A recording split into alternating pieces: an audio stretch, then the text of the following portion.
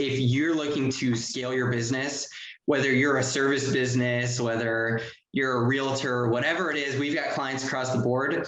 You need to grow through repeat business. Like, you can't just run on this constant treadmill and get people who have never heard of you through Google Ads and whatever it is. You need a process for getting repeat customers. Welcome to the Lion's Den, hosted by Lance Bachman. Hey, everybody. Welcome to this edition of the Lion's Den. I got Bradley Scruggs from Scruggs. I hope I'm saying that right. Chief Marketing Officer of ZyraTalk. Had a baby. And his motto is, marketing is what makes the world go round. Bradley, welcome to the show, my friend. Nice catching up with you, man. How you been? Yeah, good. Happy to be on and appreciate you guys having me. All right. So you're a young entrepreneur. You had a baby. I mean, let's jump into that. You grew your company. Congratulations on the baby, first of all. And you got a beautiful wife and a beautiful family. Yeah, appreciate that. Okay. So let's talk about ZyraTalk. Tell the viewers who you are and what ZyraTalk does. Yeah, so we've been making quite a few changes over the past year, but we are very well known in the market for our automated chat platform. So our biggest verticals are home services, specifically plumbing, HVAC, restoration is really big for us. And then we're in some other service businesses or service verticals like legal, medical, dental, auto, and just across the board. We have mortgage clients. So yeah, we're very well known for automating chat conversations on websites. But what we've seen since our inception is a bigger opportunity than just chat. So we're looking now to automate the entire relationship with customers from start to finish. So when someone goes on your website and wants to chat with you on the site, we can automate that. And then when a job is completed or whatever it may be, we can automate the review process, which is huge for SEO. As you guys know, getting a lot of Google reviews is massive, a lot of Facebook reviews. So we can automate that process. And then the next step, which is really interesting, is automating the post-sale relationship. So something that I always ask when I talk to plumbing companies is, hey, you replaced a water heater a year ago. When's the last time that customer's heard from you? And they're always like, oh, you know, we got a sticker on the unit. Hopefully they call when it's time to get the unit flushed. And I'm always like, do you really think that's enough? Do you think the customer is going to call you? So we actually automate the relationship through various playbooks. So a water heater installation, for example, in 10 to 12 months, the customer should get an email or a postcard when it should be flushed. So through various integrations, we can automate that entire post-sale relationship. And it's not just at the 10 to 12 month mark. It's every month or even every 2 weeks where they're getting educational content. So they constantly stay top of mind with their past customers. So we've seen some pretty amazing results. So you're taking the big boy on. Let's get right to the chase. You're going straight after Service Titan at this point.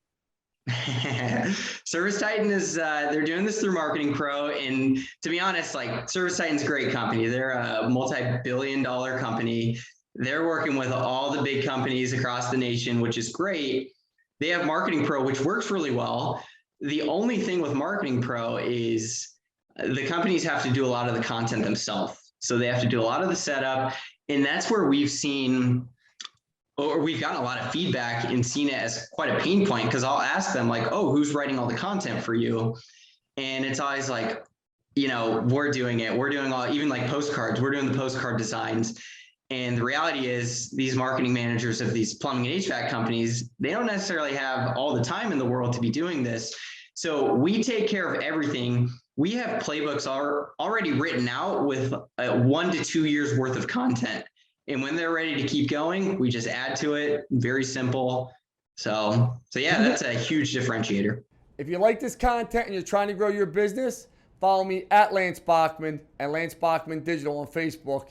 LFG, time to grow. We're going to jump into your product. Let's talk about this. I think you're 30. How old are you now again? 29. 29. You were close to being 30. Yeah, you say I'm young, but I'm getting up there. My man, you are young. 30 is young. I have a son older than you. Okay. I have a son older than you. But you know, you're an entrepreneur, right? You're sitting here, your brother's he's part of your company. I think he's your COO. Ahmad, your CEO, right? You're the CMO. you guys start this company, you take it from 0 to 40 plus employees in the SaaS world. It's a nice product. You have proprietary information here. You're aggressive. Can you talk to me about being a young entrepreneur CEO? Because a lot of people watching this, they're not going to get to your success, but they want to get to your success. Can you talk to me about the burden of it and being a leader? Can we kind of go through that process? Yeah, it's definitely a lot. And, we've gone through our ups and downs. I always tell new entrepreneurs, like from start to 0 to where we've got now, it's been a complete roller coaster of emotions. Like you have these super high highs, and in the beginning, there's these super low lows. So I always tell everyone, you have to constantly just stay level-headed. Even through a big win, you got to figure out, okay, how are we going to get the next big win? Or when you maybe lose a big account, okay, how are we going to replace that with the next big account? So yeah, it's been a lot in terms of like leading teams. That's been a learning experience as well.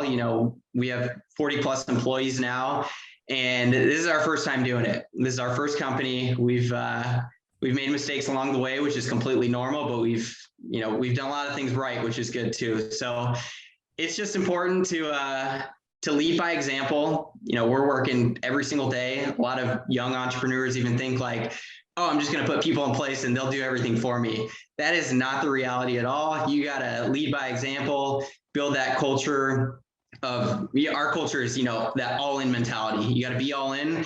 And it starts with me, Brian, and Ahmad. We got to be the first ones who are all in, and, lead by example on our team calls and when we're having one-on-ones and, Talk to me about that all-in mentality, right? Because I think a lot of people at your age, they see Facebook, they see social media, and they think it's just given, right? Yeah, here's just another privileged kid, right? Here's Brad, privileged kid. It's just given to him. Yeah. People are throwing money at him, throwing a beautiful wife at him, the house, right? I mean, that's what it is, right? I mean, people are just throwing things at you, right? If it was that easy, that'd be great, but that's not the reality. I mean, it's a grind. Like, talk to me about that all in focus. 'Cause I like that saying, all in.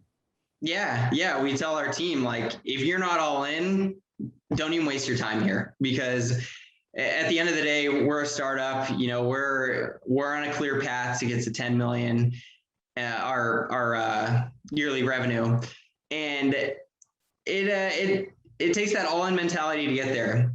If you're doing things halfway, it's not going to work out. We have competitors. I'm sure they're all in as well. We got to be competing with them and be first ones to market with some of the things that we're doing. So it all just comes down to having that mentality and controlling that. So you don't have any private equity firm in your firm, correct? Yeah, we're bootstrapped. Yeah, So we have. So Service Titan has private equity. A lot of these other companies is. What made you decide not to go to private equity route and say, I'm going to go bootstrap? Can you talk to me about that? Listen, I'm bootstrapped. I mean, I built this company, as you know, with no equity money. So congrats. That's a big accomplishment, because when we have conversations with people, they always ask, oh, how much have you raised? And we get private equity firms reaching out like literally every 2 to 3 days. It's a new one.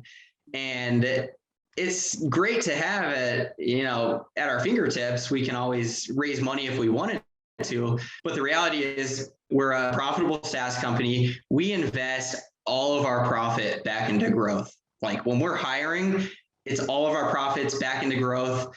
And that's our mentality. We're not looking to get comfortable and build this as a lifestyle business.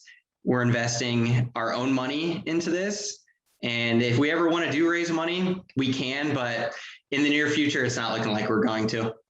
Nice. I'm glad to hear that. So let's talk about, how's it like to work with your family, right? Family has a lot of issues. My sister's my CFO, right? I mean, her ex-wife's my CEO, right? I mean, she runs my organization today. I mean, think about that. Her ex-wife, right? I mean, can you talk to me about, how it works and through some of these highs and lows, like you said, in emotion, and, family's not easy. Yeah, it's an interesting dynamic, and people always say, "Oh, you never want to mix your work with friends and family." And the reality is, Brian is my twin brother, and then Ahmad is one of our best friends through college. So we did what everyone says not to do, but it all comes down to having good communication. We have I don't want to say arguments, but we have aggressive conversations where maybe we have disagreements. But at the end of the day, we all realize when we're having conversations like that, it's best for the company. And it's all about open communication. Just communicate on everything, over communicate if there's a time where you need to. And that really just keeps problems from happening. So it's been really good. We've never had any problems, which is surprising to a lot of people. So yeah, it's been a blessing for sure. Here's a question for you, right? You got these new products. You're a chief marketing officer. I mean, I always say this, without a marketing arm, without sales, there's no other company. No, you could be the CEO of nothing in your underwear, Fruit of the Looms, and it doesn't matter, right? Like, it's just, I tell people marketing and sales makes the world go around, like you say, right? Like, you say marketing does, I put sales with it, right? Because they go hand in hand. What are you doing? Because you got some great innovative technology, great things you're taking to market. I mean, I'm impressed by them, right? What are you doing to educate the masses about it? Like, can you tell me some of your marketing strategies, what you're doing, what your game plan is? I'm not asking you to tell me everything. Just, the viewers want to know, how would they go to market? Yeah. Millions of dollars on Facebook ads. No, I'm just kidding. No, that's hilarious. I mean, Facebook ads work, but the reality is it takes a lot. So, I mean, we run a little bit of Facebook ads, but that's not our marketing playbook. The reality is we're to the point now where we've got about 3,000 customers who are using just our chat. So part of our go-to-market strategy with our new products is educating them. We're looking to roll out a webinar strategy where we're getting our past customers on there. We're also just reaching out directly. You got to get your hands dirty, pick up the phone and just call them, have conversations. And our customers have been with us for 1 to 2, even longer, 3 years. So having conversations with them is easier, but customers who have been with us for maybe 2 to 3 months, then we can go back to them as well and try getting them on the new products. And then that's just one part of it. The other part is getting people who have never heard of us. So we've got a team of SDRs, and we have a process for building lists. And I won't get into like the nitty gritty, but we have an SDR AE model. So like, sales development representatives who are scheduling demos for our account executives to run through the entire platform. That's been working pretty well. And then we're looking to do some other things, and we're hiring even on the marketing side to bring in people who are, better than me at this stuff too. I like to think I'm pretty good, but I want to bring in people who are better than me as well. So that's what's on the roadmap for the next year or so. What separates, I love the way the growth is going. What separates ZyraTalk's growth playbook from your competitors? Like, what is the defining things? Because it's going to come down to that, right? I mean, yeah. I mean, I don't know if I have a clear answer to that. I don't know exactly what other people are doing. I know they're scaling, maybe not as quickly as we are. So I'm sure they're doing things that are right. I don't know if I have an answer to that, to be honest. All right. Well, here I hope we have an answer for this. What's your biggest failure so far as a leader? Biggest failure? Oh man, we may have hired a little bit too fast. So we were opening up verticals that we hadn't necessarily tested. So we were like, we have auto clients, but we were like, oh, let's go even more all in on auto, carpet cleaning. We have clients there, but we were targeting companies who were maybe a little bit too small for our products. And obviously as a SaaS company, we're tracking churn, how often companies are canceling. Our churn is extremely low overall. But when we started going to market with some of these smaller companies who didn't necessarily, have the budget for our platform, it was kind of interesting. We were having a little bit higher cancels, and the return on our investments weren't necessarily there. So just going to market a little too fast and not really pinpointing our ideal customer was maybe a bit of a mistake. But at the end of the day, like, it's business. I wouldn't necessarily call it a mistake. It's more of growing pains. So that's kind of where we're at. On the flip side of that, what's your biggest success and biggest decision you've made so far?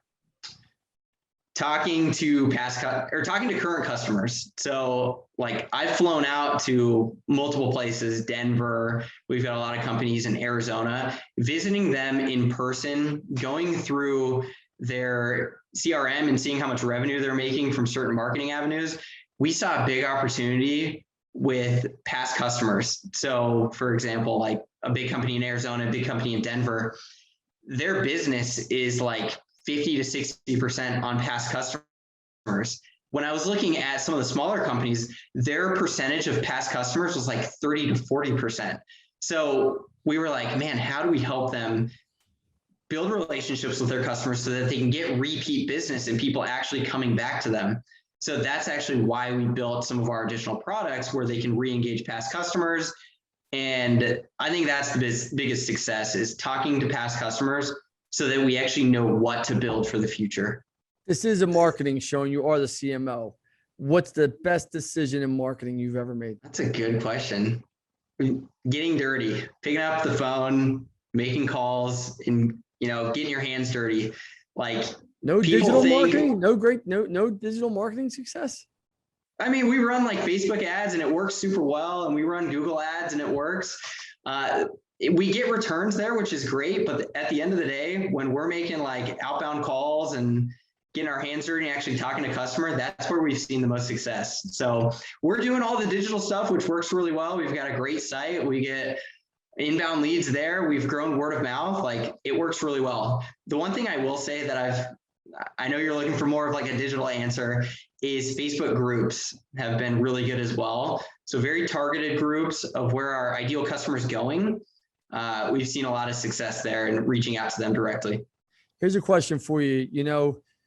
What's the worst marketing decision you've ever made where you're like, that was just a yeah.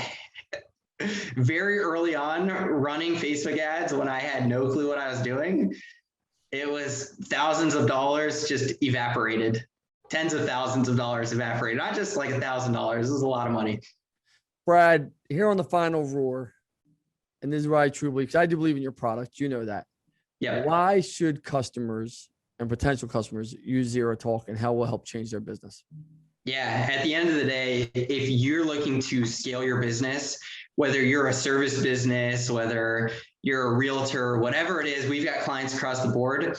You need to grow through repeat business. Like, you can't just run on this constant treadmill and get people who have never heard of you through Google ads and whatever it is. You need a process for getting repeat customers, and customers, they expect to build relationships with their local plumber or their HVAC company. And that's what we're helping companies do. And it's helping them actually get repeat customers and grow through word of mouth. So yeah, that's what we really believe in. Brad, I appreciate you being on here. People check out ZyraTalk. It's a great product, works well for a lot of our clients. We're happy to have a partnership with you, Brad. You're the man. Thank you so much. Appreciate that. Thanks, Lance.